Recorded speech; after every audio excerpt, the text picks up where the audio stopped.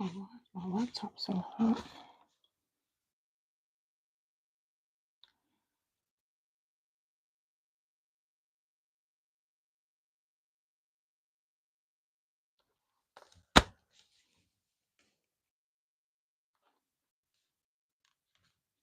Welcome.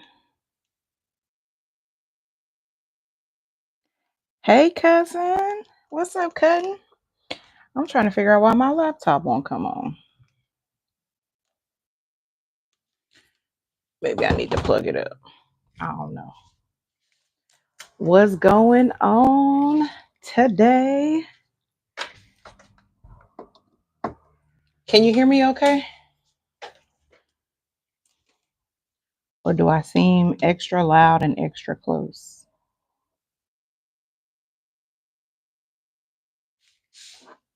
Okay, perfect.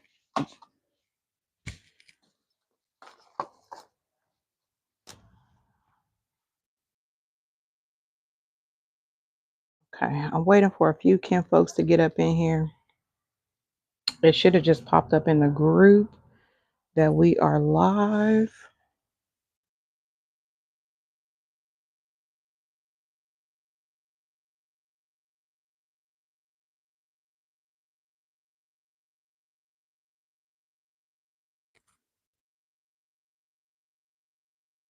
All right.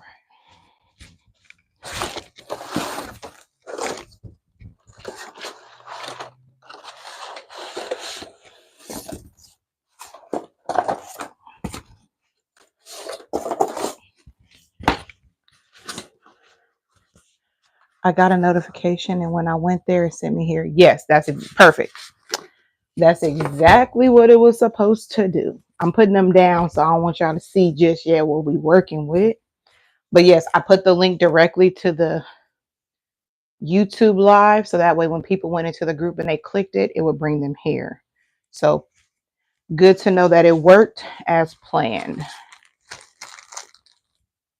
That is good to know. Trying to see what else do I have in here that I might need in this here bag. Some water, some tape.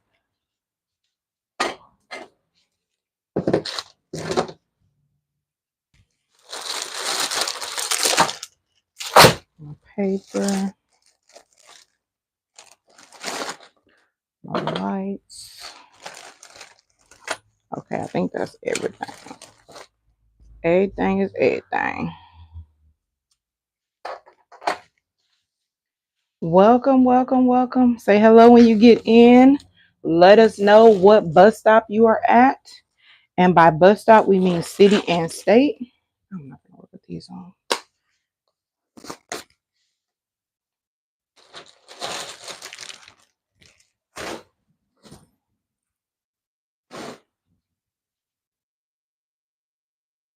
All right.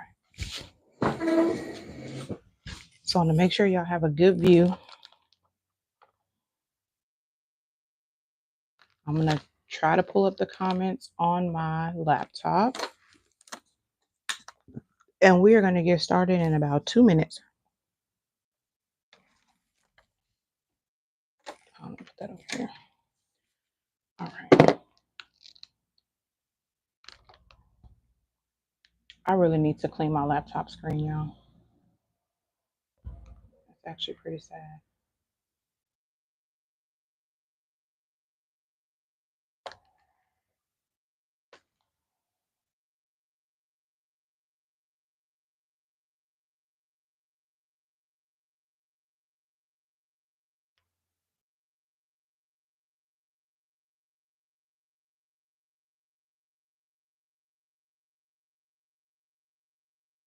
It's crazy. You would think when you log into your YouTube, you would at least see your own live pop up. Nope. There it is. Make sure that's on mute.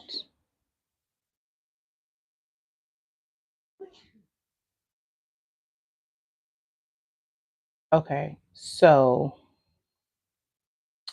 hey, what's up, Yella? Okay, so I need somebody to comment ready because I want to see how long is the lag on YouTube. So somebody comment ready.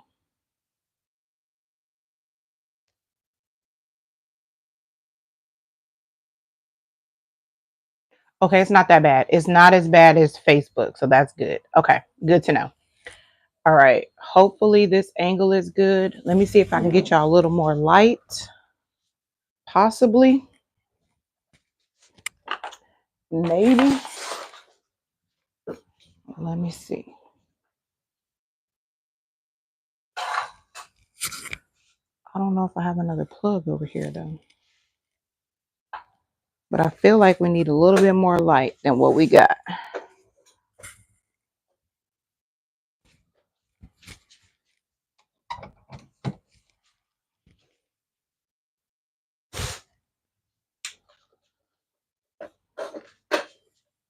Okay, that's a little bit of light.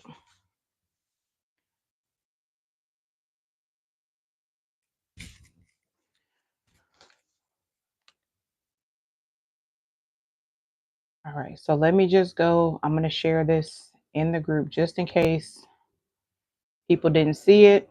And then we're going to go ahead and get started because I got a lot to do today.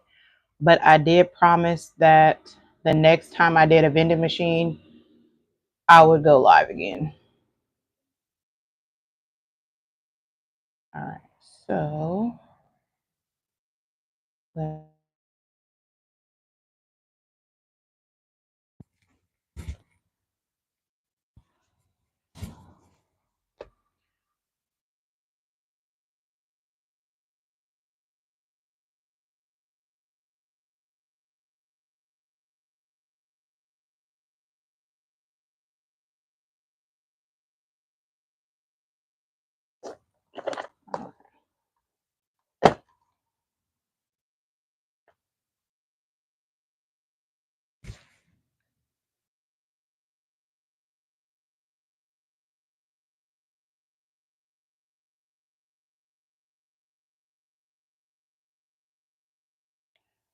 all right, let's get started.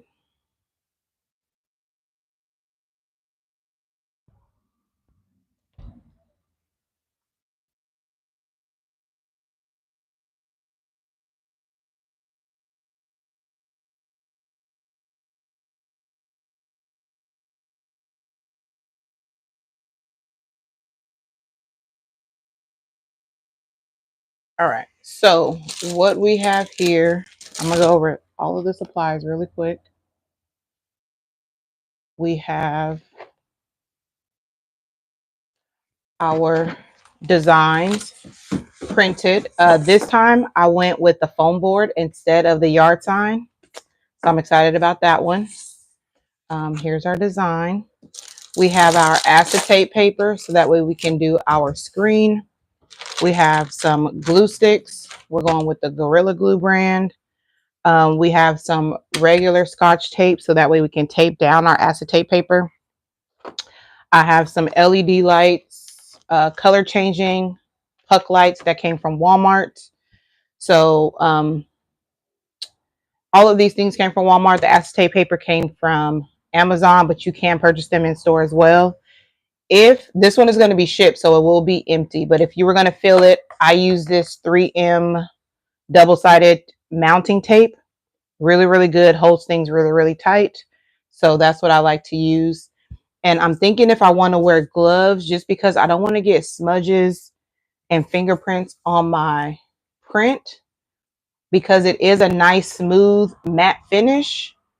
But I don't know how I'm going to work with gloves and the hot glue. So I'm going to check it out. Oh, and then I also have my hot glue gun, which is right here behind my computer.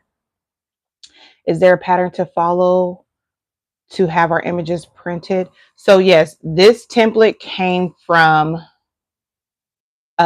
Gifted Hands by Javaya, and I will link that in the description once this video is over. I'll put the direct link to this template.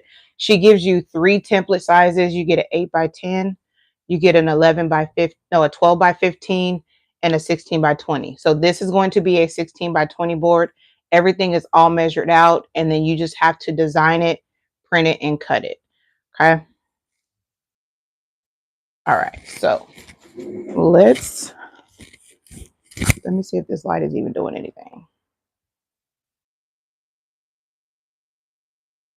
Got a little dark. All right, so if you have any questions, I will try to answer them in the comment. I will try to periodically check the comments. So if I miss it, don't feel bad. You can either repeat it, or when I come back and watch the replay, I will go back and answer all questions, but I'll try to answer them as I am live. Okay, so this we don't need till later. That we're going to use now. And then I'm just going to pull out a few glue sticks. Because these are the shorter ones, I do tend to use more. When I have the longer full sticks, I typically use 2 sticks to assemble one whole board or one whole machine. But because these are shorter, I don't know how many I'm going to use, so I'm just going to take some out of the pack and put them to the side. Okay, first things first, let's go over our different pieces. We have our front board here, which currently is not, it's cut out, but I didn't knock the pieces out because I wanted you to see the full design. So this is our front. Yes, we do have the money slot. This is our back board. So this is the back of our machine. We have the top of our machine, our 2 side panels, and then our shelves, which we have 3. It comes with, I think it comes with 3 shelves, 3 or 4 shelves, and you can use how many you want. But you can use 2 if you just want to have one open big slot and then a top shelf, or you can do the 3. I like to do at least 3 because it gives it a little bit more stability. And then I also sometimes put in some braces, and I'll show you that part depending on what I'm going to put on them. So like you guys saw the last one that I did, it had a tequila bottle on there. It had a glass margarita cup. So those were kind of heavy, and I didn't want my shelves to bend. So I built in a few supports for that one. So I may just make that a standard practice because I don't know what they're going to put in these. So I just want to make sure that they're going to hold up. All right. So let's go ahead and pop these out. Do you print yourself on that board? If so, what kind of printer? So with these, you can print on an eco-solvent printer. And that will print directly on the board, or you can do adhesive vinyl and stick it to the foam board and cut it out that way. Or you can also use poster paper or poster prints and glue it to the board as well. But these, yes, I print directly onto it. And then I have an Ioline 300, which is a flatbed cutter.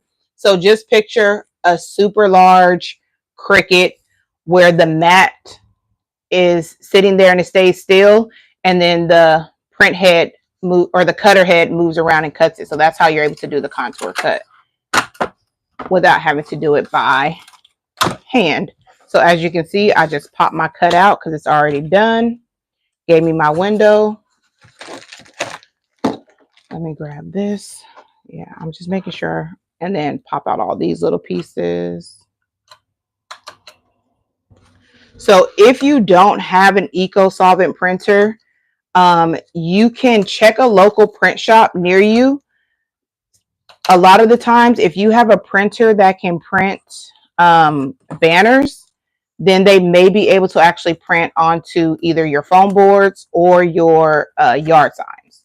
So remember, I've done these. The last one I did on the yard sign material. And then this time I wanted to do it on the foam board so I can get that nice smooth finish, because this one I just felt like was so elegant. Like these pictures are top notch.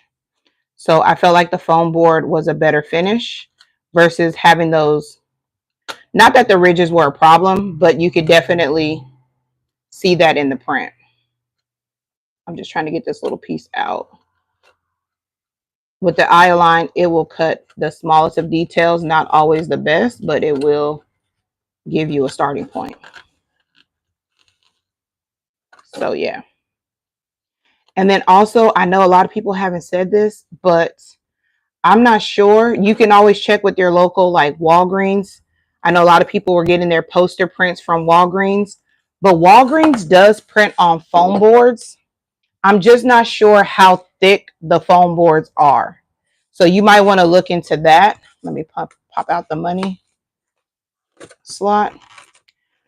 Because I remember before, I started printing, I had got poster boards before from Walgreens. So you might want to look into that. Can we get a supply list once you're done? Like, yes, I will put a supply list in the description. Once this video is uploaded back to YouTube, I will put the supply list. I will link where I bought my template from. The template is blank. I did design this myself in Affinity Designer. But like I mentioned earlier, the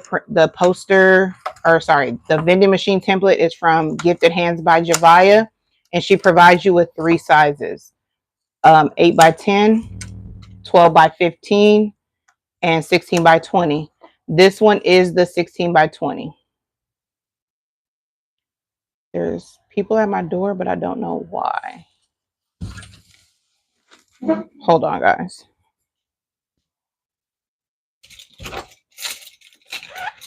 Hi. You do classes on to do all this stuff? Yeah. You do? Oh, wow. Yeah. How do I get, how much does it cost? The classes vary based on the things that we're teaching. Our next ones will be in May. And if you just text the number that's on there, they'll add you to the list to send out the information. Really? Yeah. Oh my God, I've been looking for this all over. Yeah. Okay, so text that. Are you guys online? Yes. Okay, so what do I look up? Images of ink? Okay. Yes. Okay, you so you're welcome. All right, guys, sorry about that. I never have people walk in to the shop anymore, but I guess they saw me sitting in the window working, so they wanted to know.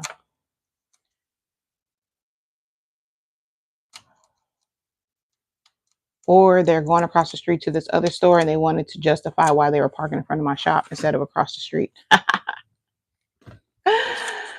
All right, so I got all that popped out. Let me put these up so I can.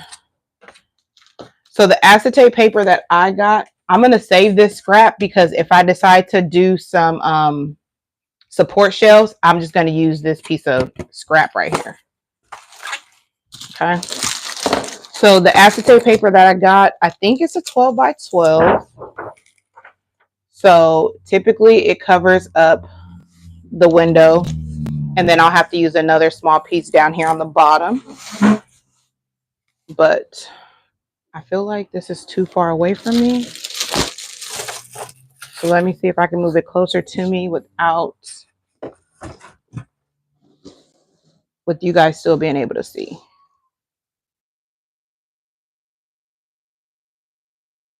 I think you guys can still see. Okay, perfect. All right, so I'm just going to tape this down with regular old tape. A lot of you know I'm a big advocate for quality supplies. So all supplies are not created equal. Just like I say, all vinyl, whoops, shifted. Just like I always say, all vinyl is not created equal. I feel the same way about supplies. So with your glue sticks, you do want to use a high quality glue stick because that is literally the glue that is holding your shelves and your machine together. So if you want to just practice, go ahead, use the Dollar Tree glue sticks just to practice. But I'm going to tell you from personal experience with Dollar Tree glue sticks, once it's dry, it's basically holding it together like a piece of tape because really you can literally just pull the whole thing off. So as far as practice, because I know these Gorilla glue sticks are not cheap, and clearly they are in high demand because there were very few packs left in Walmart. That's why I ended up with the short ones. So I got to go order some of the longer ones from Amazon. But use high quality glue sticks. And I will even say tape. Like surprisingly, not that this is going to be getting a lot of action or whatever, but like your bottom one, when they try to push through, if you put the push on there, you don't want the tape to eventually come off on here. So use, Scotch brand, whatever the good brand is. Sometimes you got to put the higher quality products. You know what? Did I bring my razor blade? I don't know if I did, but I will have to use scissors.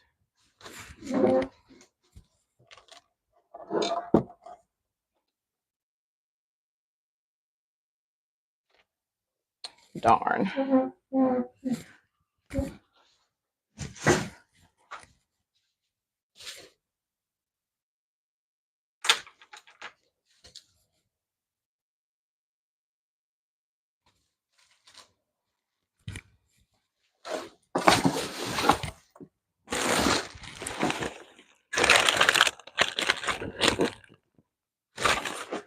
All right, so let me go ahead and cut this with scissors. Oops, there went my white. So I'm gonna cut it about here. And I'm just gonna go straight across.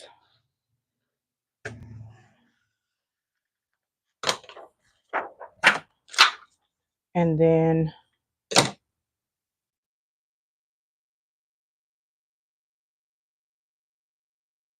I'm actually putting this very close to the edge because I don't need all this excess.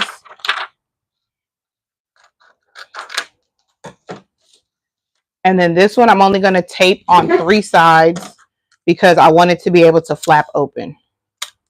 Or actually, sorry, I'm just going to tape across the top, not 3 sides, just the top.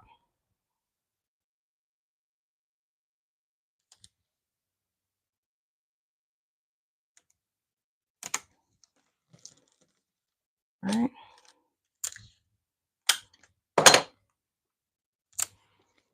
All right, so that way when I pick this up, it can open up like that. Okay. There is a small piece right here that I could probably cover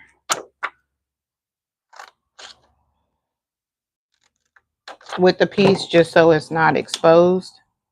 So I'm going to go ahead and tape that down. And again, if I'm paying attention to my design, I could have just left that cut out there and never did an actual cutout on this little piece right here. But guess what? It's already done now.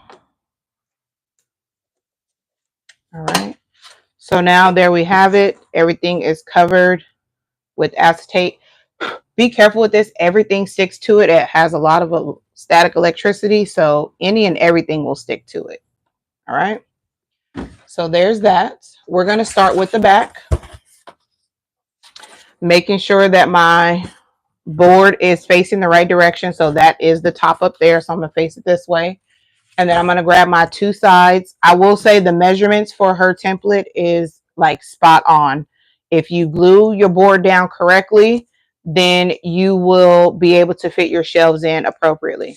So I'm just going to look to see, because I did use the same pictures over and over, but I kind of just rotated where I put them. So I want to make sure that I put my sides on the right. So this one has the LSU picture at the top. So I want to do the opposite. I want this brown picture at the top, and then on this side, the LSU will be at the top. So when you glue it to your board, you want to glue onto the backboard, okay? Not to the side of the back, because this way your machine is going to be too wide. So if you do it this way, when you go to put your front door on, it's not going to line up because the front door is the same exact width as the back. So you want to glue onto the backboard, if that makes sense. Y'all let me know in the comments if you understand what I'm saying. Or if you don't understand, tell me that and I'll try to explain it again. Okay, this is going to be interesting with my glue gun because it's somewhat cordless, meaning when I pull it off of the little charging dock, it's cordless, but it has to go back onto the charging dock to heat back up in between uses. So I'm going to be like you when I get older.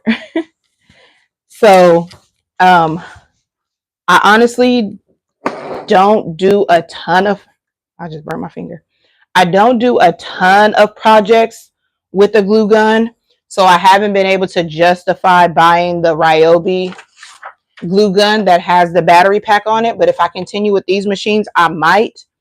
And after looking at the price of it, I honestly thought they were a lot more expensive than they are. They have like a smaller version But basically the Ryobi one looks like a drill, but it's a glue gun and it has a battery pack and you can use it for like hours upon hours without having to, put it back on or whatever. You can recharge the battery. You can buy an extra battery, but I haven't justified that cost yet.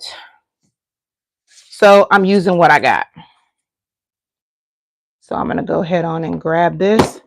Now you can do one of two things. You just have to figure out which system works best for you. You can apply the glue directly to the backboard and try to go in a straight line. Or if you have a steady hand, you can try to just run the glue across the edge of the board. Now, of course, when I'm doing this without squeezing it to put glue, my hand is nice and steady. I went straight across the board, but that's not always the case. So you may see me switching between gluing it straight to the board and gluing it straight to the piece that I'm using. So we're going to try. I do like this. I do like going onto the piece that I'm going to glue down better because I know exactly where the glue needs to be. But as I mentioned before, as you can see what just happened there, it does not always translate. Okay. And then I need to switch. Okay. So let me see.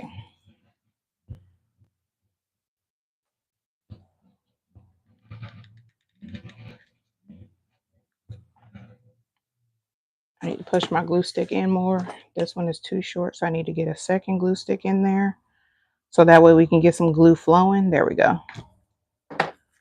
And then once this,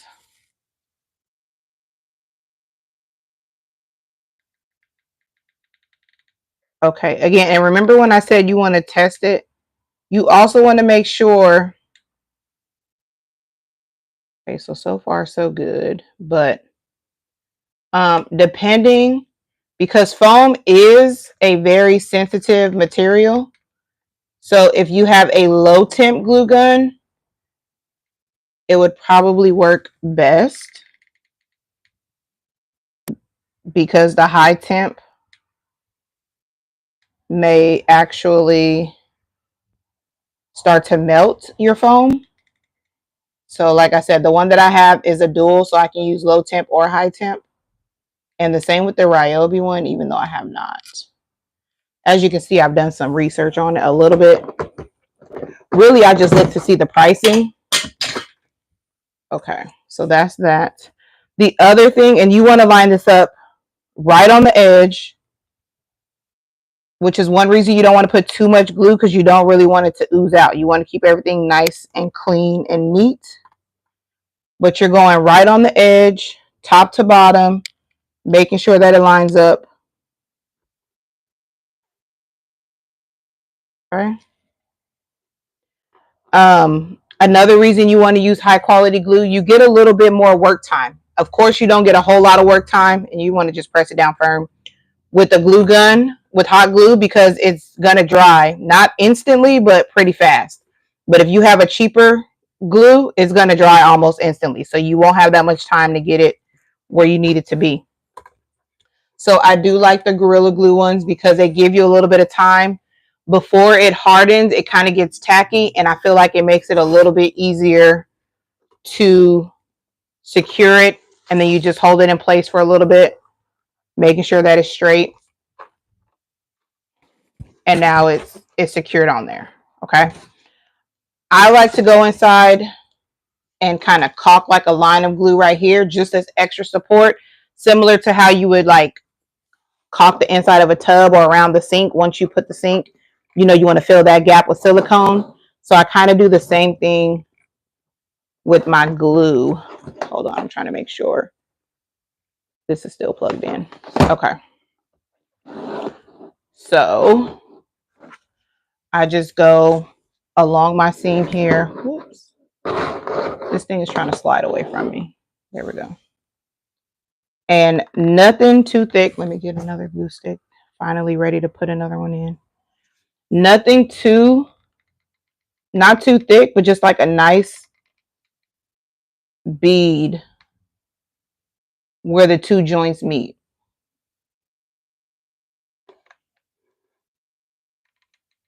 This is probably why I end up using a little more glue than probably necessary. But I want to make sure, especially with this one, because I'm going to ship it, that it stays secure.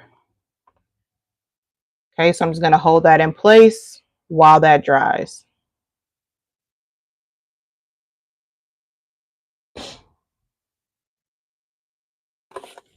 And again, with the higher end glue, it takes a little bit longer. It doesn't dry instantly, but there we go. Okay. So again, I want to make sure, yes, I did put it the right direction. So now my top is over here. So I'm going to grab my second one and make sure that I put it on the correct direction. The reason I have my board turned is so it's easier for me to work.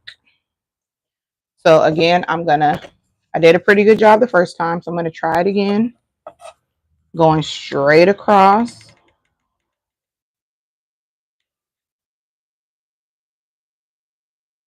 Let me push my glue.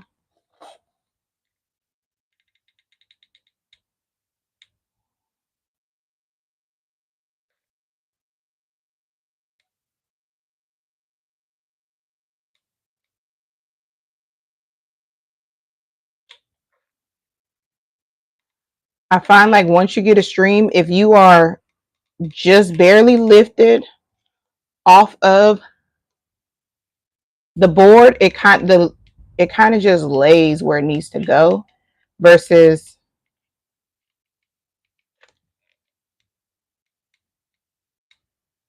trying to run it across. And I'm going to come back because I did take a little bit of time trying to get that on there. All right, there we go.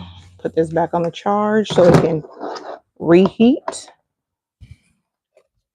And then again, I'm going to just lay it down right on the edge, making sure I line it up top to bottom because you want it to be balanced, and making sure I'm on the edge so that way I have enough space. I just rub my finger across the outside. If any of the glue oozes out, I want to get it before it hardens and turns into a blob. And then I'm just applying some pressure.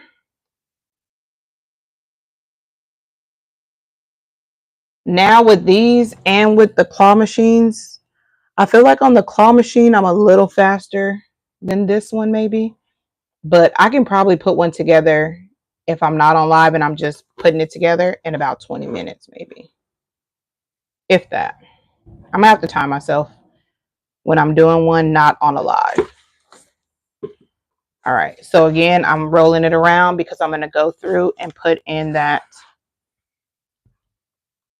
bead of glue in that seam.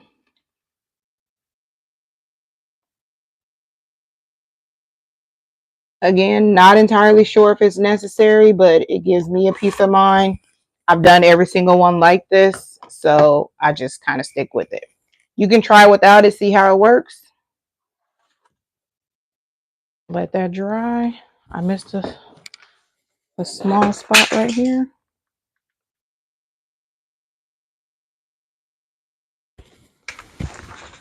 All right.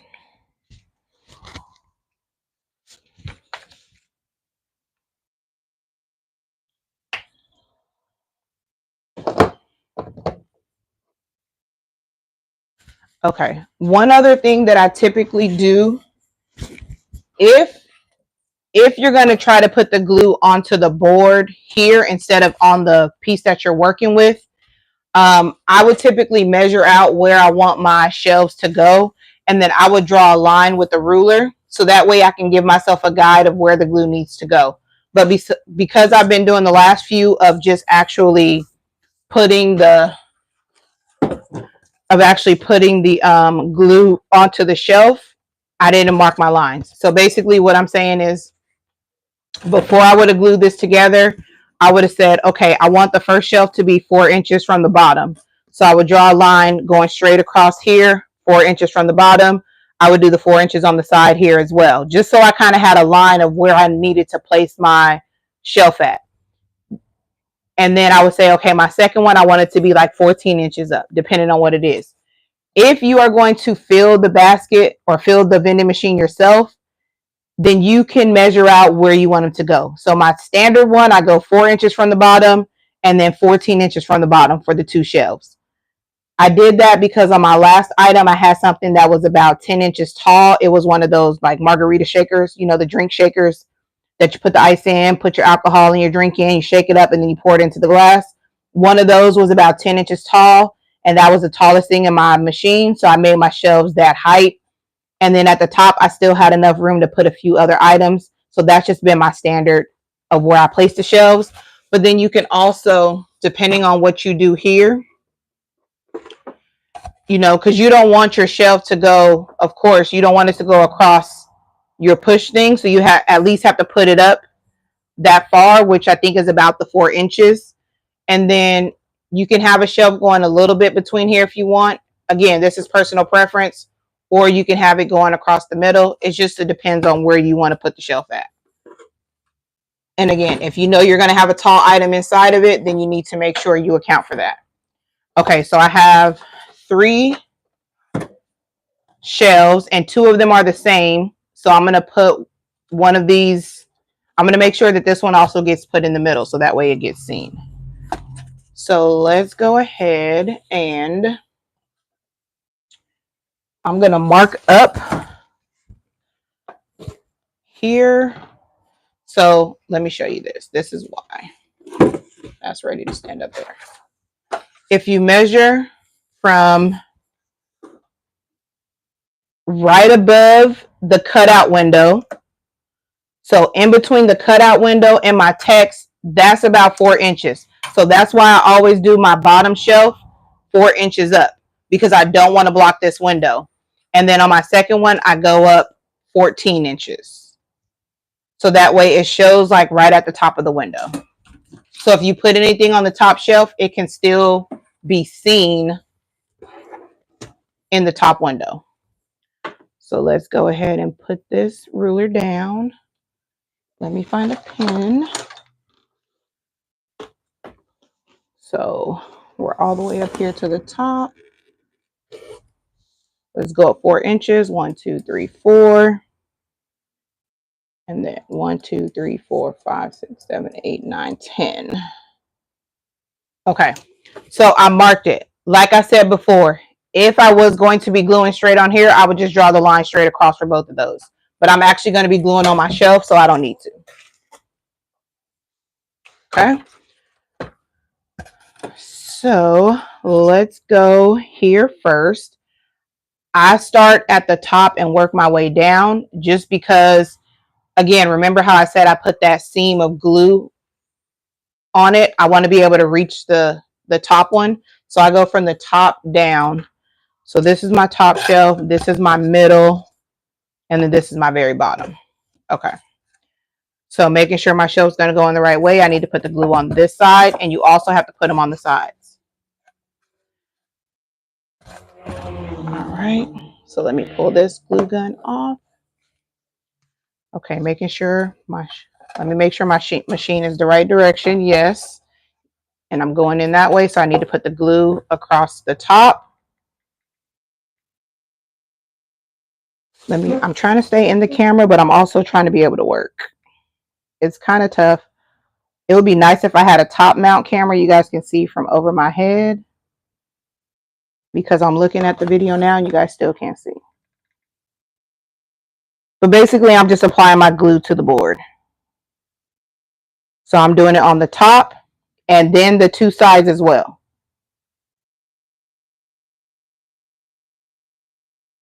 This is also going to help you straighten out your board to make sure that it's nice and straight and even.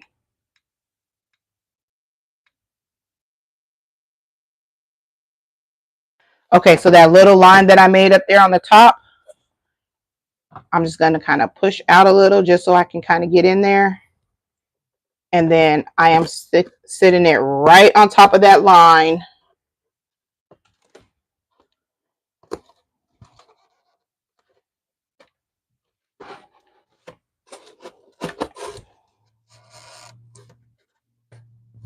trying to make sure it's straight. And then I'm pressing down and I'm pressing the sides to make sure it's secure. Okay, so pressing on the sides and then I'm pressing down with my thumbs so that way it's hitting the back. Okay.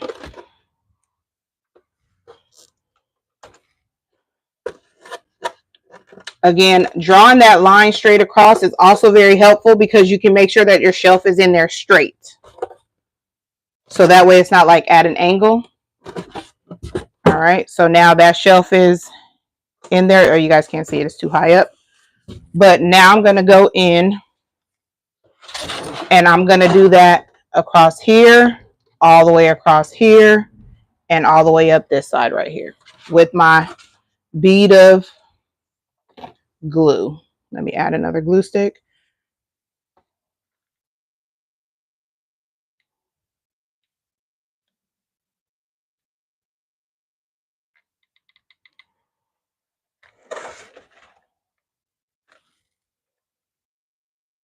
So even though you guys can't see exactly what I'm doing here, that's all I'm doing. I'm just putting that line that I showed you earlier between the two seams all the way around. Okay, there we go. All right, and then I just kind of hold it in place, even though it's already secure, and I'm just going to let that glue dry. Okay. I had something to say, but I can't remember what it was. It'll come back to me. Any questions? Again, another good reason to use a good brand of glue stick is you want it to dry clear. I mean, I guess if it dries white, that's fine because the white, the board is white. But if it dries clear, then the white from the board will show through. It's fine. So it doesn't look, it looks pretty clean for the most part. Again, like I said, on this glue,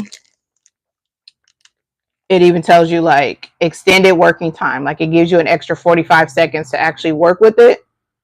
So that's another reason I like the Gorilla Glue one. And it's all temperature. So you can do a hot glue gun or a high temp or a low temp. Okay.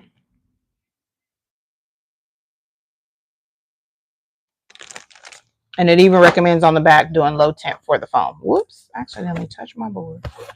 Okay, so this one was a brown board. So I'm going to come back in and do the purple board in the middle here. Again, like I said, it's a piece of tape. As long as you have it right on your edges, like her measurements are on point. That fits in there perfectly.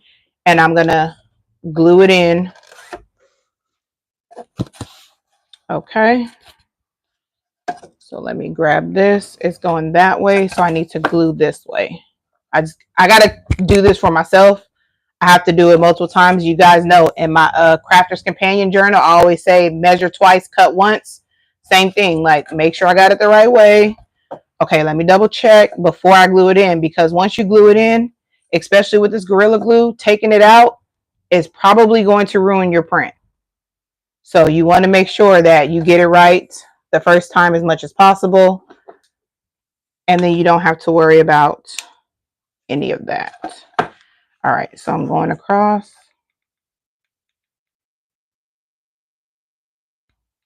I don't know why. I do the back, this part first just because it's the longest piece, and then I just come back and do the sides.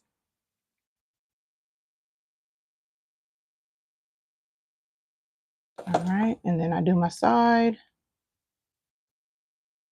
over here. I do not have a steady hand at all. This is ridiculous. Like, I feel like I probably failed kindergarten because I feel like my fine motor skills are off. And then again, like I said, another reason you don't want to put the very tip of the glue gun onto the foam is because the glue is hot, of course, but the tip is what's really hot. So if you touch that tip, you will see that your foam will start to melt. So I'm going to go in here, try to hit my mark from the jump.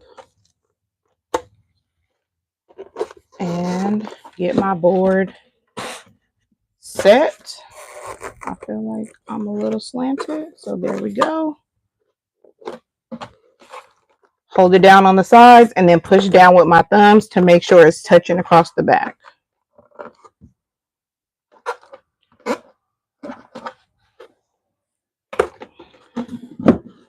And boom, there's that shelf right there. I'm just flipping it over so I can see if there's any glue that oozed out so I can clean that up beforehand.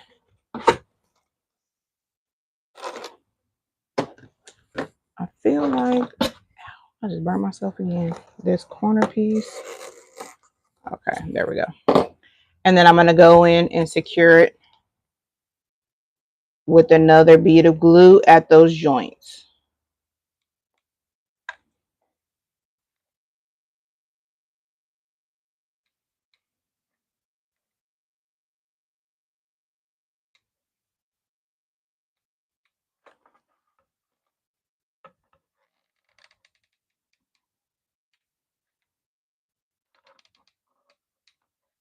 All right. Let that dry. So if you decide like, hey, I want more shelves in my machine, you can always just duplicate the shelves on the template. I'm pretty sure it comes with 3, the bottom, this shelf, and then the top one. But if you're like, oh, I want to have 4 shelves in there, then you don't want like a big middle section. You just want it all to be even. You can just duplicate the shelves in the template and just add another one. And then this one here is going to go right across the bottom. So for this one, I'm just going to glue right here on the actual bottom because I know that it's going right along the edge. Okay. So before I do that, I have to decide which these shelves are pretty sturdy. Okay. Hi, Diane. They're pretty sturdy. Like I'm trying to find, I mean, this isn't too heavy. It's not heavy like that alcohol bottle that I had, but it's holding that. Like it's not warping. My thing is I don't want it to warp. If I put something heavy on it, I don't want it to warp. And of course, like think about it, y'all. We're holding it together with hot glue. It's holding it together, but this is not like cement. So it's not like it can't possibly collapse. So you do want to put a disclaimer with your customers, like, you know, they need to be mindful of the things that they're going to put on the shelves. Like I said, I did put that bottle of Don Julio on there and it was pretty heavy and it held up. I drove around with it in my car for a couple hours the next day before I took it to my mom.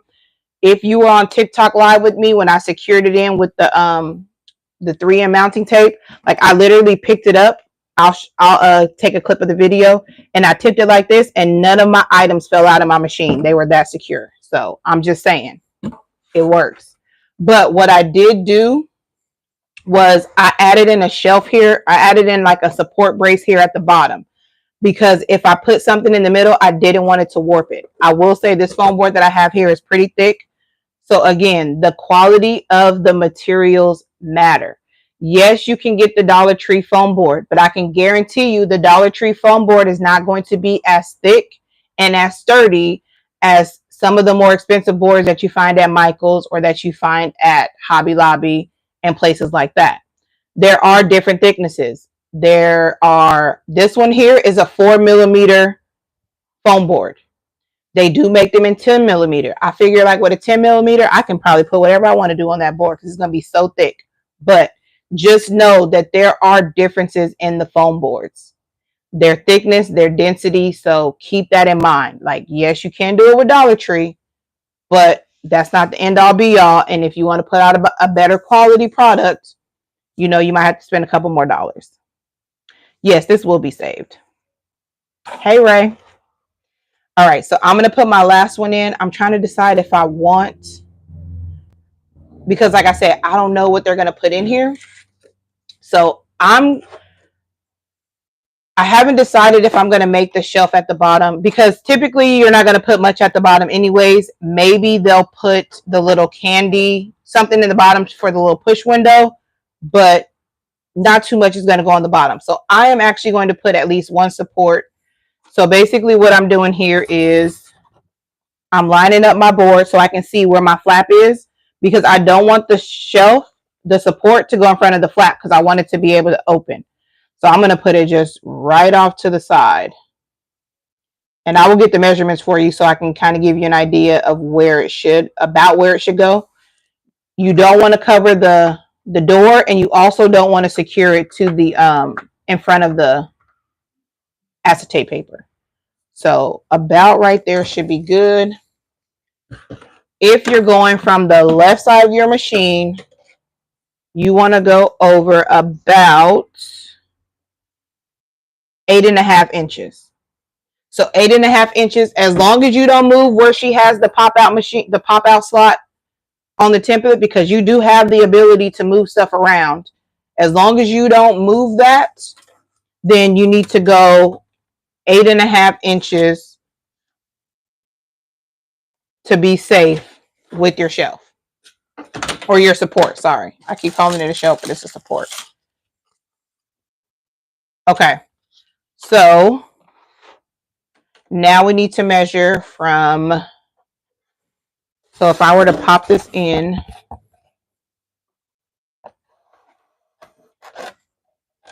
right here, so let's say this is all the way to the edge. Making sure, there we go. That one's to the edge, and this one is straight on the edge. So basically now I need to measure from the edge of this to the edge of this. And I'll give you the measurements, like I said, that I use. So if you want to use those same ones, you might have to trim off a millimeter or two. But for the most part, this should be good. So I'm going to go from this edge to that edge. And it is about 3.75 inches. 3.75 inches. So I'm going to go, and I need this to be, so this little piece is too short already. 3.75 inches by 5 point, like just under 6, because these side panels are 6 inches. But I don't want it to come, I'm not going to have it come flush to the edge. So I'm going to do like 5.9, like literally take off a smidge. So again, here's my scrap. I'm really going to need to find my Exacto knife. So I'm going to do 3.75. So we're going to go across 3.75. Let me draw this line real quick. And then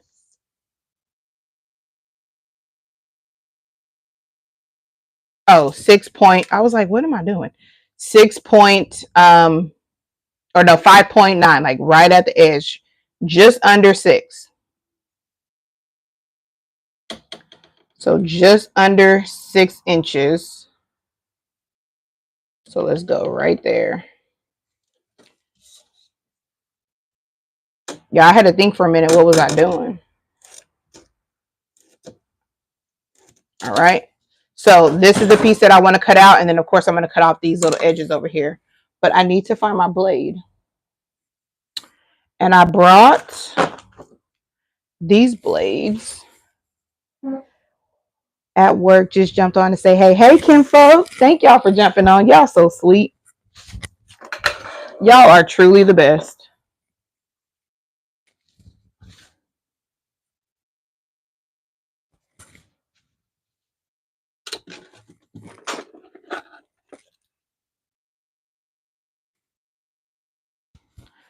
Okay. So I'm just going to have to be really careful because I have my replacement blades, but I don't know where the Exacto is.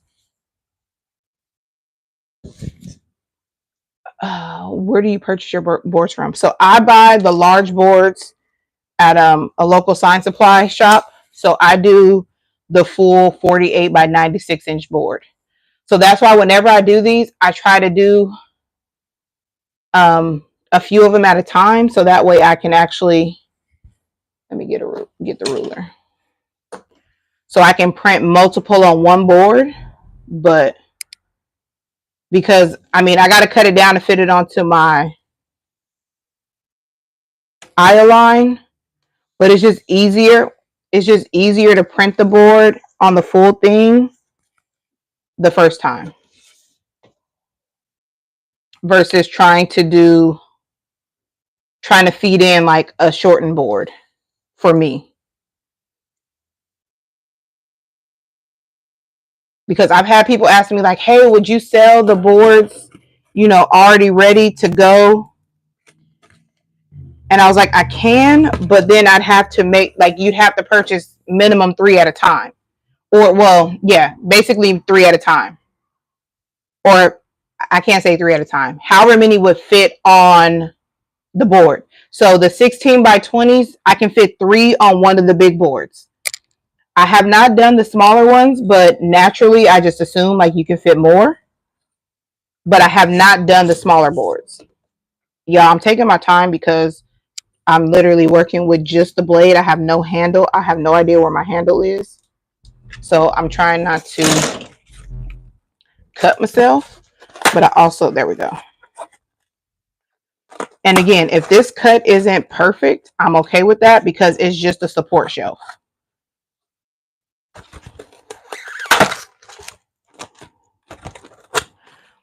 But I like doing it this way because, like I said, like you can see on my contours, I don't have to cut that out myself. I can let the machine do that for me. So really mine is just a kit and it's ready to go. All right, let me get that off of here. Cut it on this side. And it's ready. Let me clean this piece up. All right. I should be doing this on a cutting mat, but that's okay. All right, so basically, now that I have my piece cut, if you end up like me and you have a side that's a little bit ugly, just put it to the back. Nobody gonna see, like, why y'all all up in there in the people business, right? So now this shelf should just slide right into there. Boom, just like that. Of course, I'm gonna find my 8-inch mark, or what was it, 8.5. So it's not completely in the center. It's a little bit off right there. But now, let me put this blade away before I lose it, step on it, something, I don't know. But now, as you can see with that little support in there, this shelf is going to be more secure. So that's my main reason, because if they do happen to put something a little heavy on there, this support is going to balance it out. Like, we basically going back to that elementary school science project where they gave you the popsicle sticks, told you to build the strongest bridge that you can. You needed supports in there. You needed to add those in so your bridge would be able to hold weight. Now with that, like I said, with this, it was still fine. It was good, but you see it has a little bit of give in the middle. But as soon as I slide this in here, if I were to sit something heavy, it's going to absorb some of that. Okay. So let's, I glue down my bottom shelf first, and then I put my insert in there. You can do it either way. You can glue this down first because we've already measured it to make sure that it's going to fit, and we're still going to have that extra room on the edge. But I just like to glue my bottom shelf on first. Again, personal preference. You are the best. That's why we're here. Thank you so much. I love you. I promise I do. So again, like I said, for this one, because I know this shelf is going, oh, apparently y'all, my glue gun was not charging. So it's not hot right now. Let me see what's going on. Oh, I turned it off. I accidentally hit the switch. Okay, so we gotta let that heat up for just a second. While that's heating up, I did forget to name a few more items that I have, or really just, I think it's just one more. And it's my hinges. Let me see, where are they? I got these hinges off Amazon. Again, I'm going to link everything that I use personally in the description.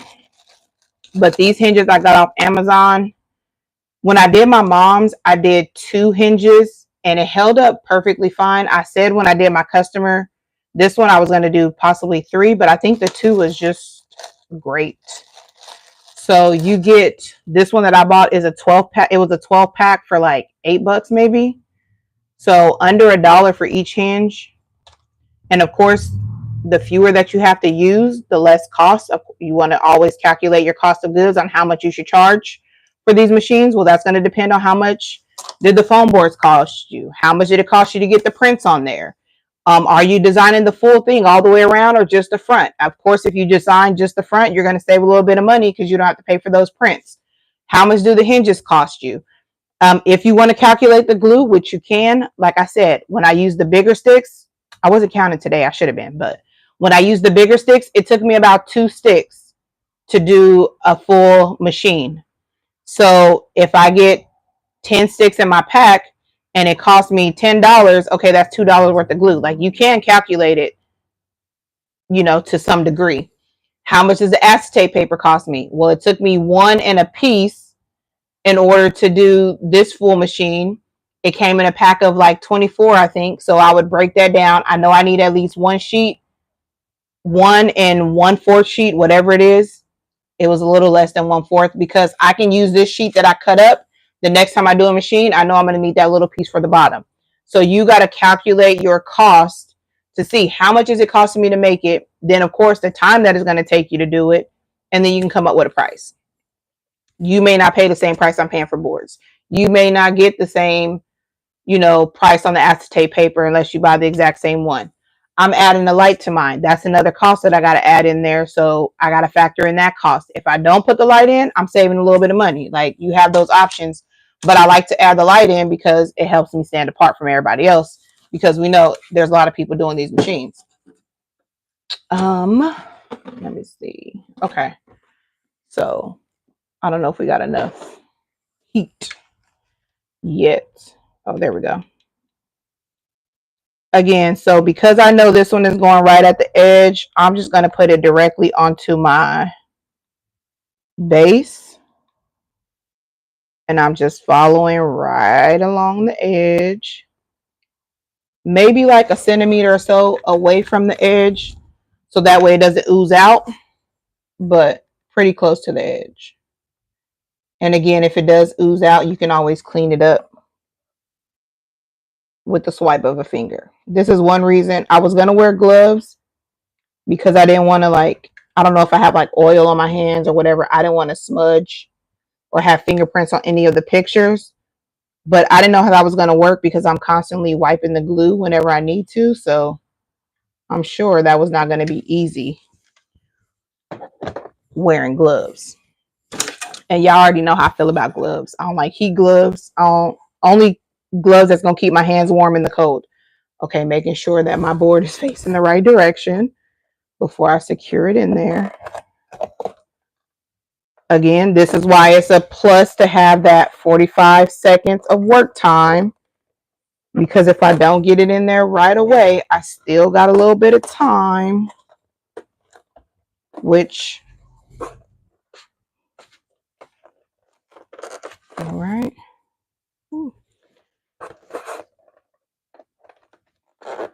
Okay, so over here, I did not get it before it dried all the way. So I'm just going to come back in.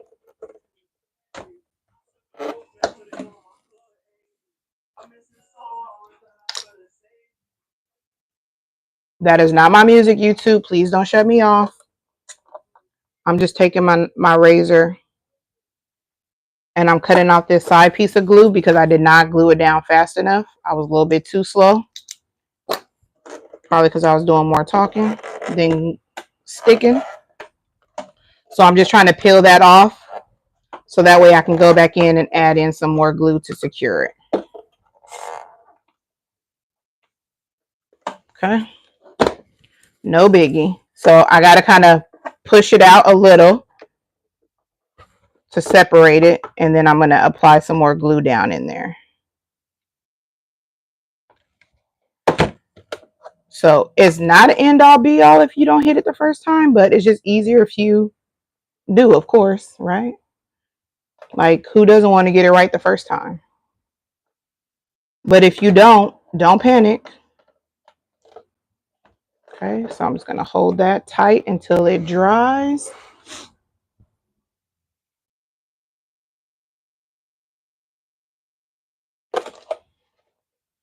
All right, now this one is going to be a little tricky because I still want to put my secure um bead across, but I got to get my gun in there because I mean I could do it on the bottom. I guess I could do it on my bottom one, but because I put my bottom like flush to the edge, if I put the glue too far out, then it's not going to be level.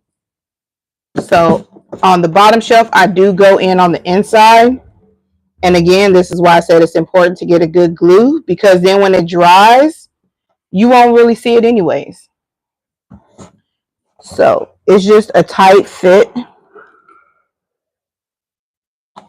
So I know y'all can't see me, but I'm really just getting my glue down in that corner, in those corners where those seams are.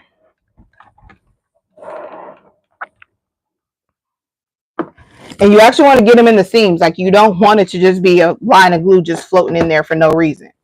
Like, I don't know if I can get it, how close I can get it in there for y'all to see. But like literally, you see that line of glue? I was trying to focus. Across the seams, you see that right there? And for me, that's just a added security. Like for me, it may be all in my head. I don't even know. But as of this day, I have not had one fall apart. Everyone that has had items in it has held those items for as long as it needed to. Now, if you give it to a child and they break it apart later, well, we know kids can tear up anything. So, but there's a piece of stray glue right there. Okay.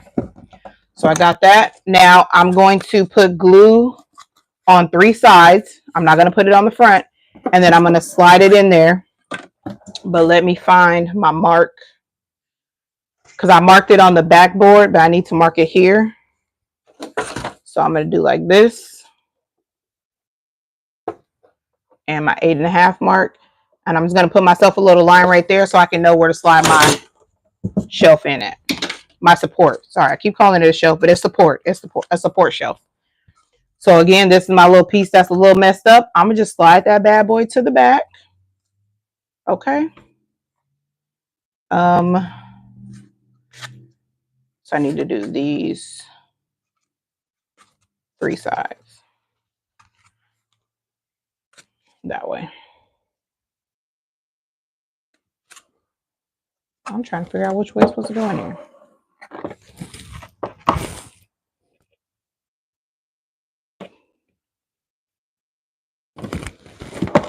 Nope, I want that to go to the back because that's the part that's messed up. Okay, there we go.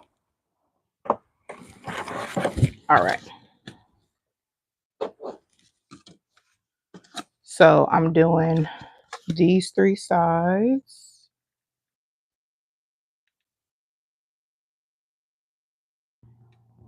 Maybe I'm getting better with applying it right onto the board versus the other way around.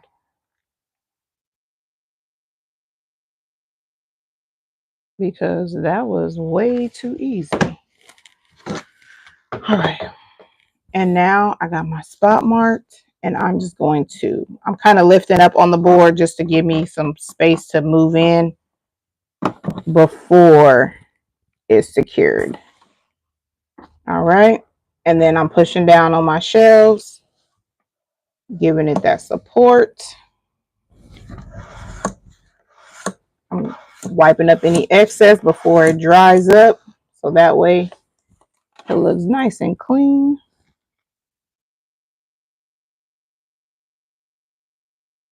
And I'm just going to hold it there until it's secured. Again, if you want to come in with a bead on each side, listen, be my guest. A little extra glue never hurt nobody. Okay. So I'm going to come in on this side. Quick little boop. And then on this side, a quick little bead there, and we're good. All right. So now, oh, I need to do my top. So now the top, again, you will know the top one, she has it labeled, but the top is a little bit wider and a little bit deeper than the 3 shells because it's going to go along the outside. So let me move y'all up so y'all can see. Oh, clearly y'all can see the top. I just didn't have my camera right. Okay. So it's a little bit wider because it's going to sit along the outside of the whole machine. So before I secure my top down,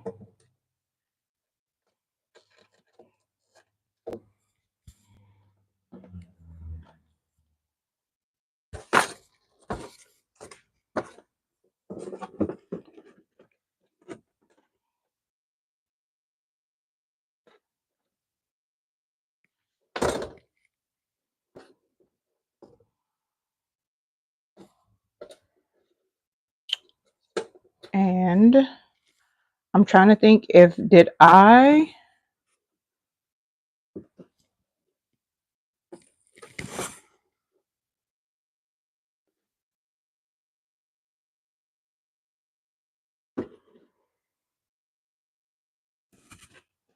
okay, so there's that.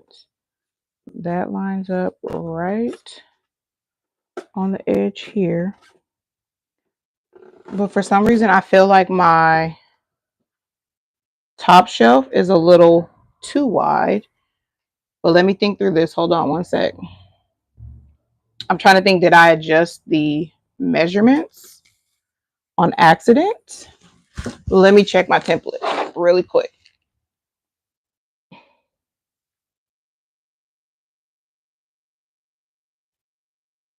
Because it could be a user error. Because like I said, on my other one, it lined up perfect. Because this is going to line up there. And then your door is going to go boom right there.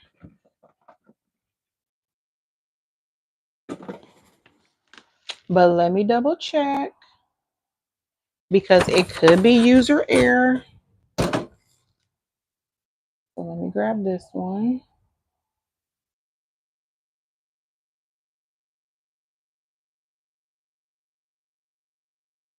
And let me check this one. And I'm just checking on my actual file that I cut from. So where, oh, here it is.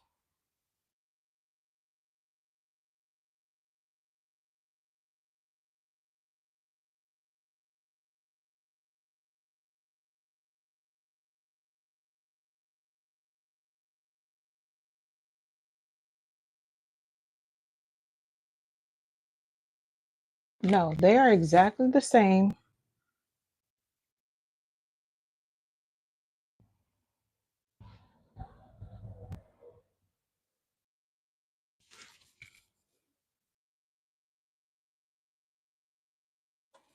Let me measure to make sure I actually did cut it the size that I said I cut. It's supposed to be 16 by 7, 16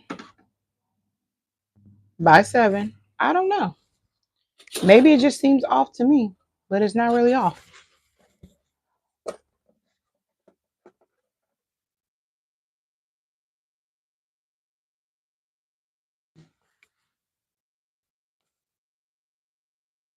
Oh, you know what I did?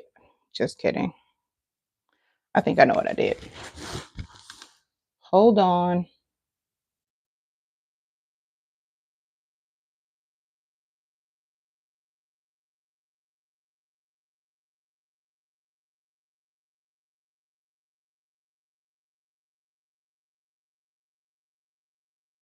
Just one sec, y'all.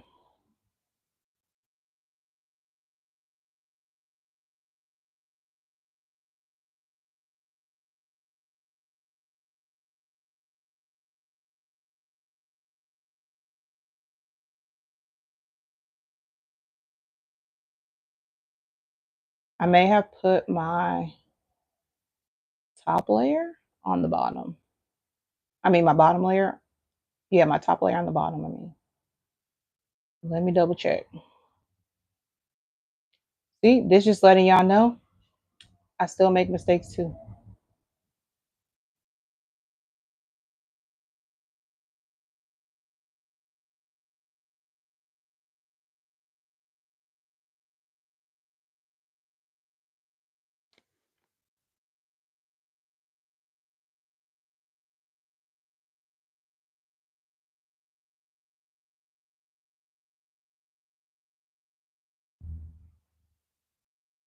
I can't even find my original. One sec.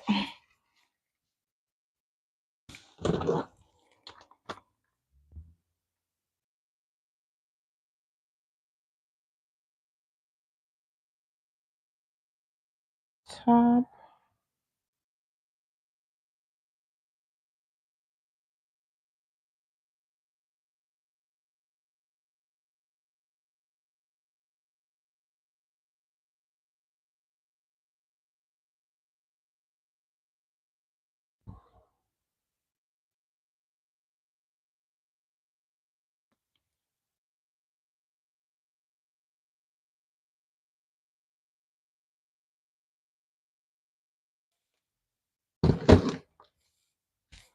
All right.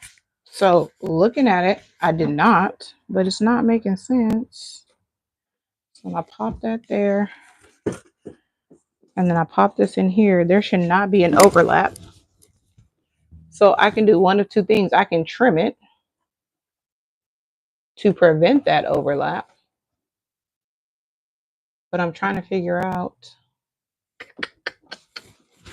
exactly why is it there in the first place.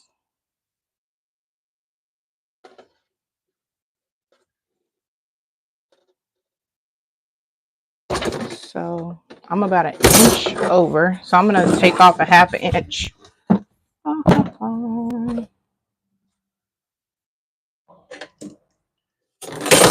So let's go a half inch from the top and a half inch from the bottom.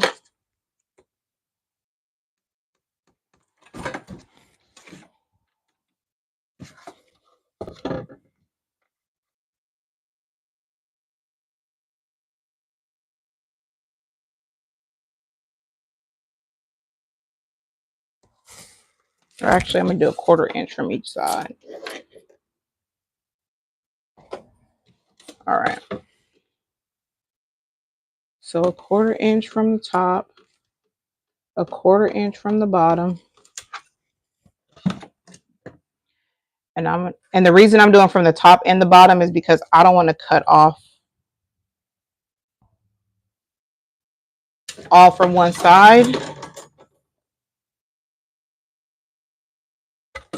Actually, I'm going to do all from the bottom. I'm going to do a half inch from the bottom because I'd rather cut off her shoes than to cut off her head. So a half. And I'm just marking two places so I can get a straight line. A half. And then let me draw a straight line across.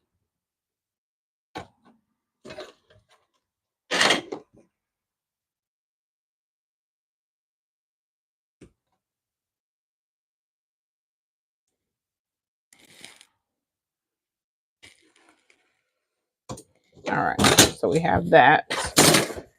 All right.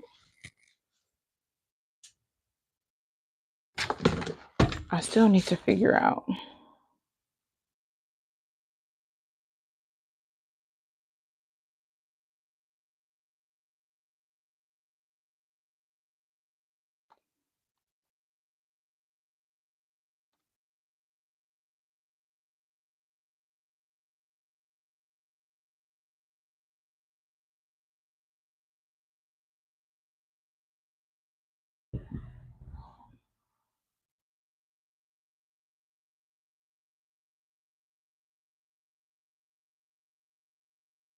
Okay, hold on. I found my original. Let me just double check one thing before I cut. I want to make sure before I cut anything.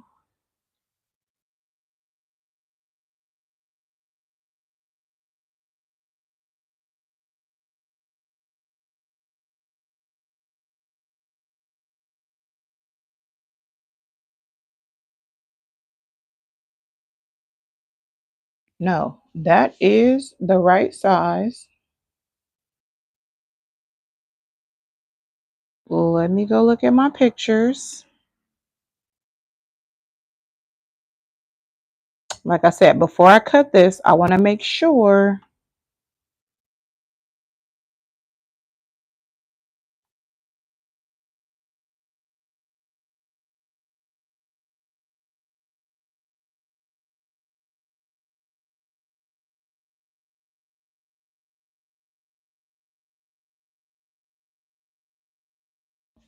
No, and it was legit. It was flush. So I'm just making sure if I'm missing something in my brain, maybe I just centered it like that. All right, there we go. All right, so I'm gonna just place it on there like that. I don't want to cut it because that is correct. So let me grab my glue. I'm gonna go around my edges. All right, let me see. Y'all still with me? Make sure I still got y'all.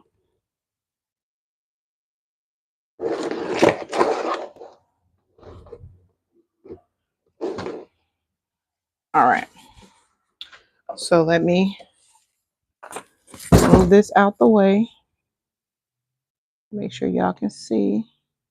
Okay. Now let's glue our top down.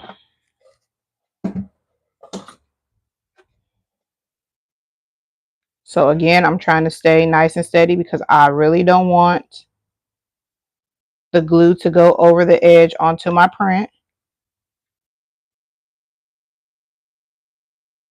So again, I don't know if you can tell in the screen on the video, but I have my gun lifted up just slightly above so that the tip is not touching, but it's doing a pretty good job of getting that line of glue around. And I'm just going to double back in case I missed any space.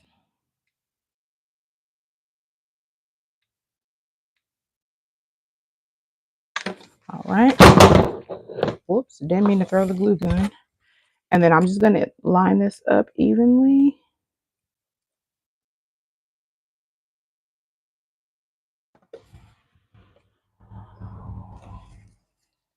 All right, right along the edge. Again, if you get any glue oozing out, clean it up right away.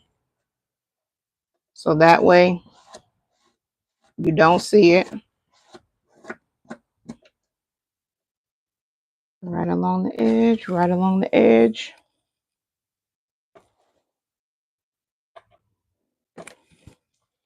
And then I'm going to press it down to hold it firm.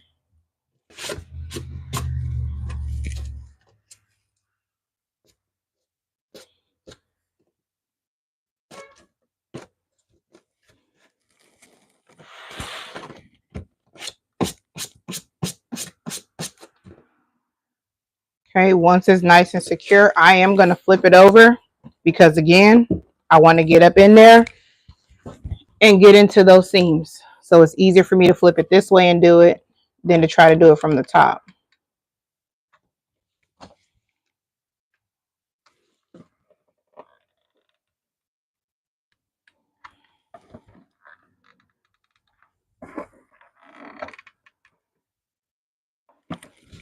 All right. And I'm just going to push down on it, make sure it stays. Everything is good. All right, there we go. Now we just need to put our door on and secure it with our hinges. So again, like I said, on the other door, I did 2 hinges about where the shelves lined up, and it was actually pretty nice. You could go closer to the top, one in the middle, and one at the bottom. Just depends on what you feel is a more secure fit. So I'm going to try this one with 3 just to see.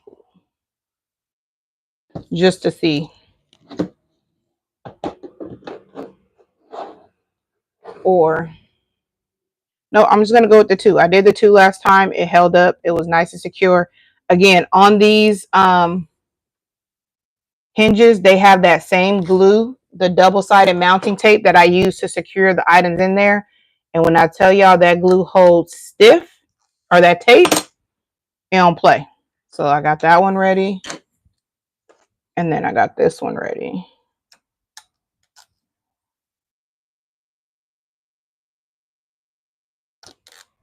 I have to use, it's hard to get that thing off sometimes. So again, I'm going to go right where my shelves are. So I'm going to secure it on the back side of the machine first. Make sure you have it where you want it before you stick it, because this it sticks. So if you try to peel it off of here, I can almost guarantee you it's going to pull your print off with it.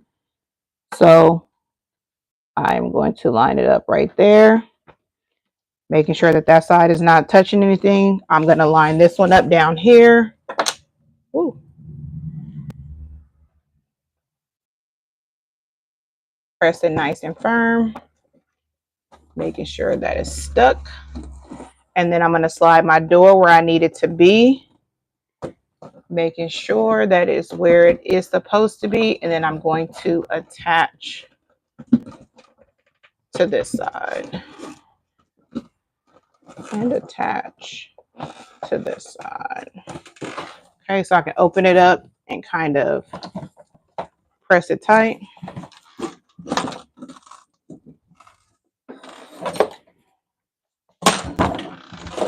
Okay, so let me make sure. I'm going to slide this over just a little bit. I told y'all to make sure that y'all had y'all's where y'all want it, and then I did not follow my own directions.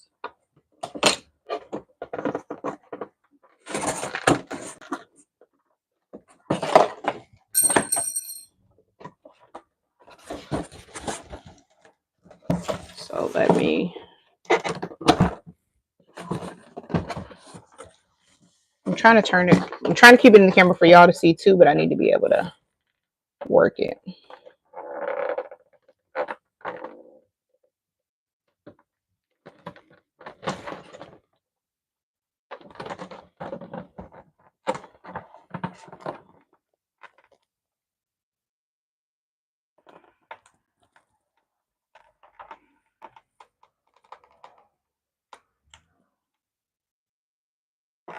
All right, I am lifting very, very slowly and very, very carefully, because like I said, this tape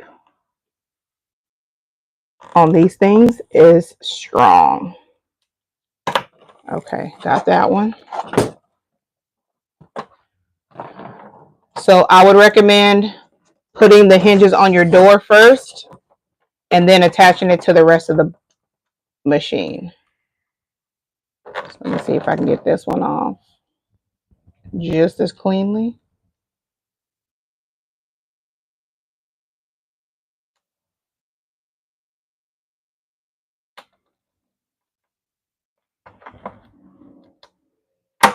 Okay, boom, I got it off.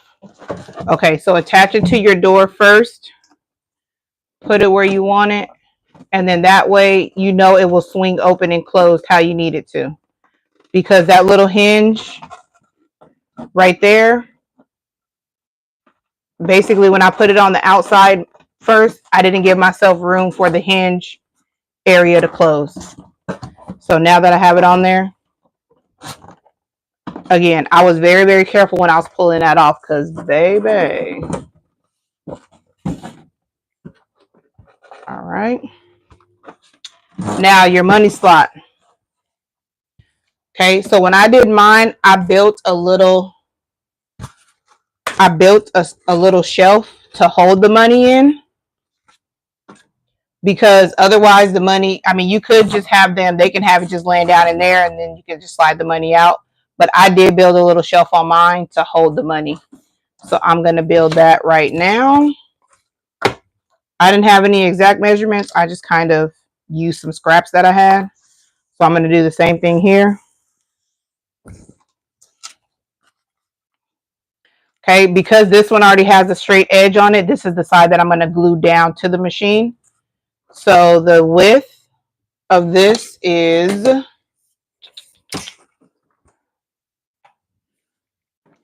let me see how wide that little piece is. It's just under 3. So it's about 2.75 maybe.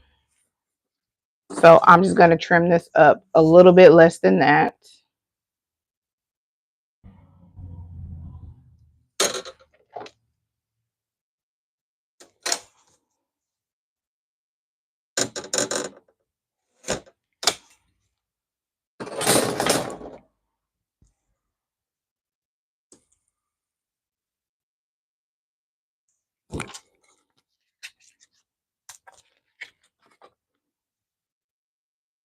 Again, get you a good Exacto knife that actually has a handle to it.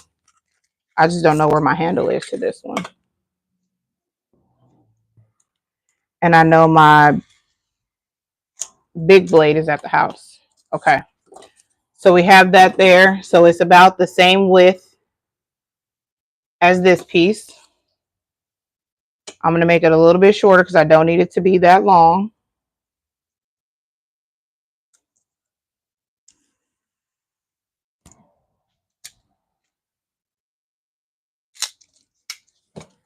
Okay. There you go. Just like that. And then if you want to put a little back piece on it, you can. Let me see if I can cut that straighter to give me a nice straight edge.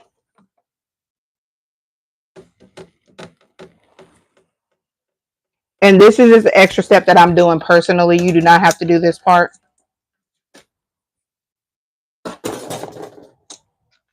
But basically what I'm creating is just somewhere for the money to sit. So I'm just going to put a very thin back lip.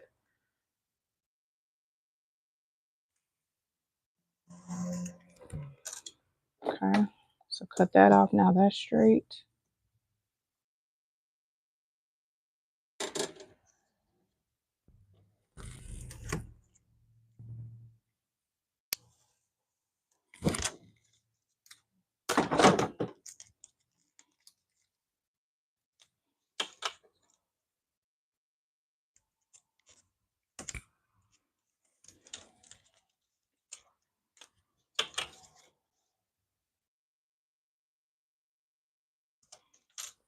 All right. Now keep my straight edge on that side. Glue this little piece. Good thing I'm almost done with this glue gun because it keeps sliding away from me.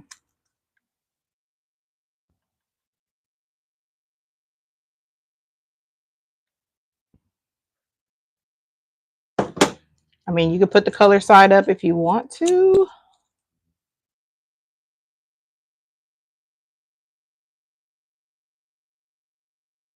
But I'm just going to secure that right there. Let it sit for a second.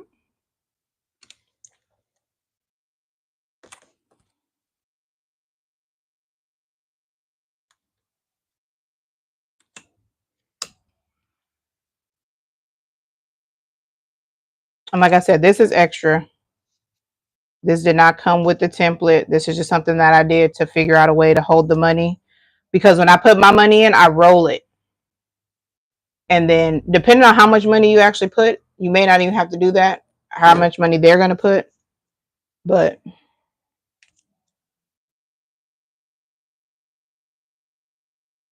it just prevents it from like rolling off the back of the machine. So now I'm going to lay this down because it's easier for it to hold that way. So I'm going to lay this down. Let me put this blade away before I forget that it's there.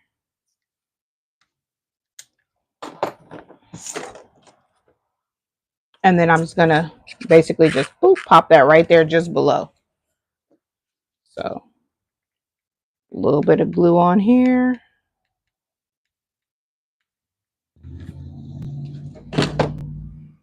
Again, 45-second work time. So I'm going to let it just get a little tacky. So that way once I lay it down, it'll dry a little quicker.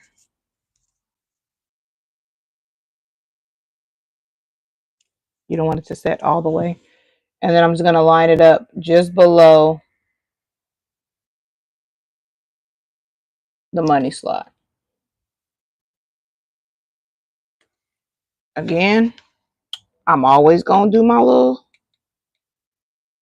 extra just to hold it in place. You never know. Money shouldn't be that heavy, but hey, they might be giving out thousands of dollars. I don't know.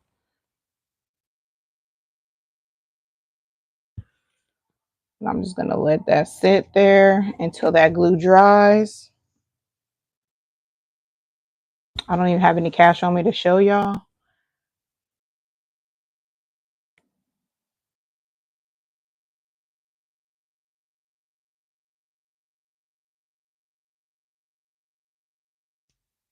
And then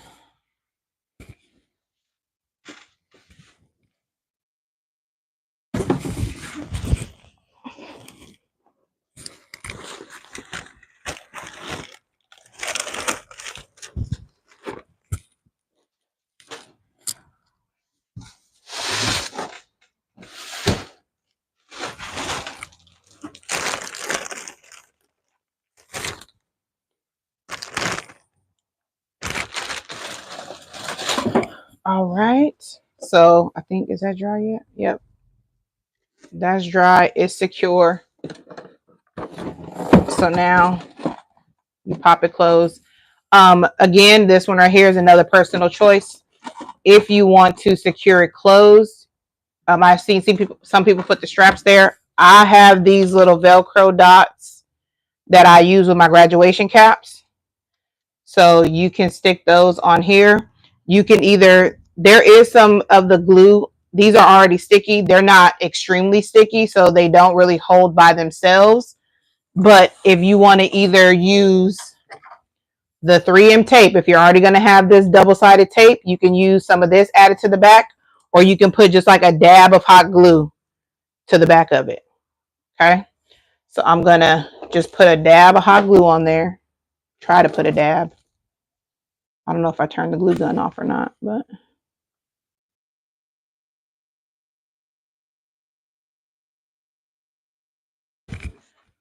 And then right where they, nope, I'll probably use the tape instead of the glue. Right where the two cross is kind of where I do it, because you kind of get another feel. But I'm going to stick that one there. I guess I did that one in glue. I'm going to just do this one in glue. The tape is probably a little better. But if you don't have that tape already, you can use glue. So I'm going to just use what we have, so that way y'all know that y'all can do this. The 3M tape was over by like the school and craft supplies, and the lights were over, this is at Walmart, and then the lights were over by like the bathroom shelves and rods, not the decorative section, like the hardware, the paint section, where they have like the bathroom lights and all of the hardware for that. That's where I found the so over where the light bulbs and stuff are. So that's secure there. Now I'm going to take the other side and I'm going to stick it on there already, because this is the easiest way to line up Velcro, in case y'all didn't know. Like if you put the piece where it's supposed to go already and then attach it to the other side, you're good. So I'm going to do that. Boom. If I can get it off my finger. Okay, and then I'm going to add a small little dot. And those LED lights were $5 for those. I like those because they already come with the battery in them. It's like a watch battery. So a little bit of glue there. Sorry, I'm trying to talk and make sure I'm not making a huge mess. A little bit of glue here. And then I'm going to close my door. And now I'm going to stick it. And I'm just going to lay it down. And I'm going to hold it so that way that glue can dry where those two Velcro dots are. But the LED lights, they already come with the batteries in them. They don't need any other power source. They do have some strip lights. I use those in one of my vending, in one of my claw machines, but you need a USB power source for those. So there's that. Is it? Now I want to separate it and just make sure that they're secure on their own separate pieces. So you don't need the Velcro to be super strong. You just want to be able to hold it so your door just don't swing open whenever. Okay. So now it's just holding it there. Boom. Now I can swing it open. You close it. It's staying closed. So yeah, I did like these better because they do come battery powered already. You don't need any other power source. They're $5, I think $4.98 or something like that for two. You can use them separately. It does have a remote so you can change the lights, but if you don't give out the remote, they can still twist the lights on and off just by twisting the light. Now, what I noticed with this machine, because when I originally did it, I only did the one light, because I'm like, hey, if I have these both for $5, my cost of goods, I can do $250. I can cut down my cost, but we still get the light effect. With the claw machine, it's fine because the claw machine is one big open area. It lit up the whole thing. When I put the single light on here, I didn't like it because you're either only going to light up the top because that shelf's going to block, or you're only going to light up the middle. So I did actually end up using both. If you do decide to just do one, you have to decide, does the customer get the remote? If you give out the remote, that means only the first customer is going to get a remote. So then they may be expecting that, and it may not be. Whoops, sorry, y'all. I was frozen because my phone said 20%. I'm back. So I don't know what y'all heard last, but with the lights, so you got to unscrew it. There's a piece of paper in there blocking the battery from the connector, and then you screw it back on. Hold on. Wait. Of course, when I'm on live, there it goes. Nothing wants to work correctly. So let me screw this back on. So like I said, you can operate the lights just by twisting it on. That'll turn it on and you get that blinking effect. And then you twist a little bit, it comes off. Or pull out the little tab. Or you can use the remote. Okay. So if you decide to just do one light for each machine because you want to save costs, $250 instead of $5 for a set of lights for one machine, then I would not recommend giving the remote, because if you give the remote to the first person and you're advertising like, hey, you got all these different settings, but then the second one's not going to get the remote. The light will still work though, but they won't get the remote. So if you plan to do just one, I would say don't give out the remote. Like I said, I like to use two on this machine, just because if you put it into one section, then the light's going to be blocked. And I'll show you what I'm talking about right now. So again, to secure these lights, you have the two options. If you have the 3M tape, yes, it's double-sided, and it's really like a jelly type. It's not like a thin piece of like regular masking tape. It's kind of jelly. I don't have the original packaging anymore because I threw it away. But when I link it in the description, I'll go find the direct link from Walmart. So that way you know exactly what it is. You can get it from Amazon, probably a little bit cheaper, or I don't know. But so you can secure it with this 3M tape. This tape is the bomb.com, y'all. I'm telling y'all, it's going to hold. But if you don't have this, you just put some glue on the bottom and you can attach it there with the hot glue. So either one, whichever you have. If you have the tape, you can use it. I'll use the tape just so y'all can see. So I'm just going to grab a little square. Again, it's double-sided, so I'm going to stick it on here. Nice and firm. Let me turn that light off. And then grab the other one.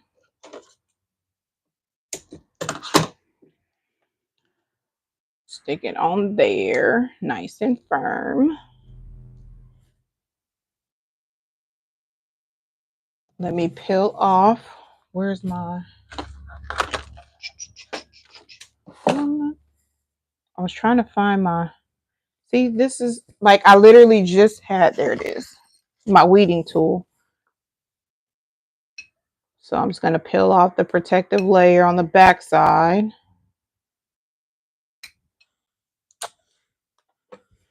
And then I stick it right here in the center.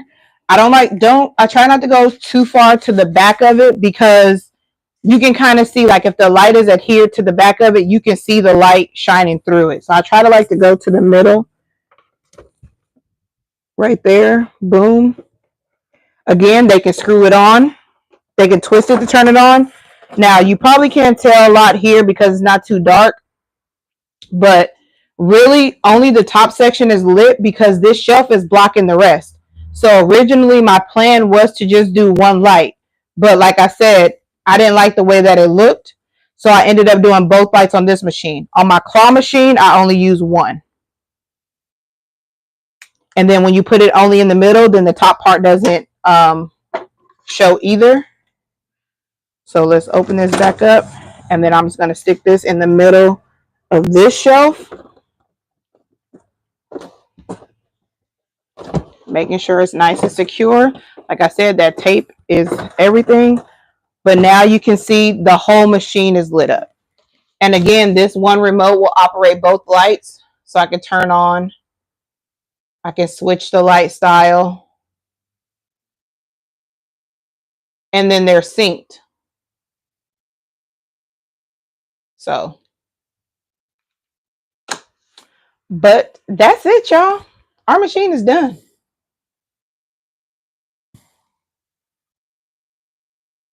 Our machine is finished. I know it seemed like a lot. We've been on live for a long time, but when you're just here and you're just working on it, it will not take you that long to put it together. And then, of course, I had a few mishaps where I was freaking out like I did something wrong, but there's just a little bit of a overlip that way because your machine, your top is not going to be flush. So you just have like a little lip over it, which is fine. Boom, you open it up, everything in there. They can put all of their stuff, whatever they want to put. We got our little money tab right here. So you roll up your money, put it in there. You can add a little design. I meant to design a little pull tab, but I forgot to. Something to attach the money to. So when they pull it out, they have something to pull. So I might make something out of like cardstock. I might do like an LSU Tiger to include with it or something. I don't know. For them to add to the money, and then they can just pull the money right out of there.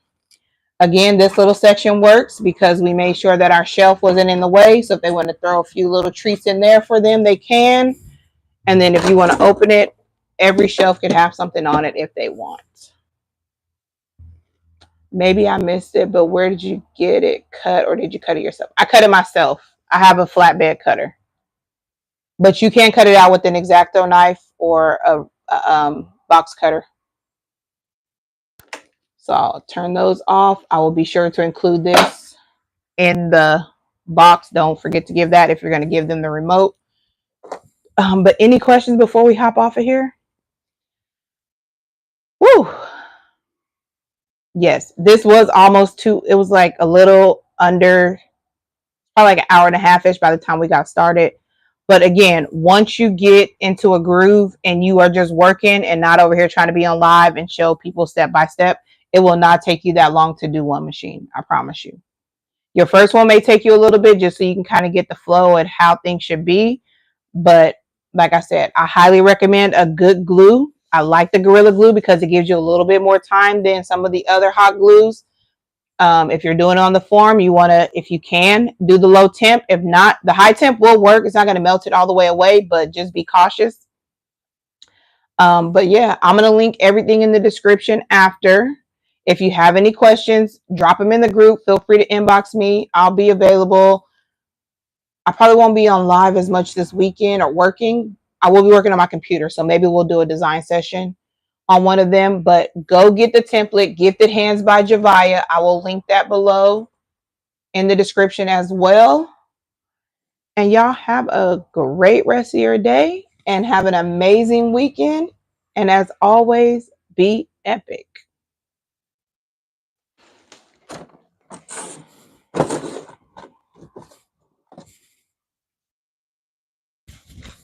You are so welcome.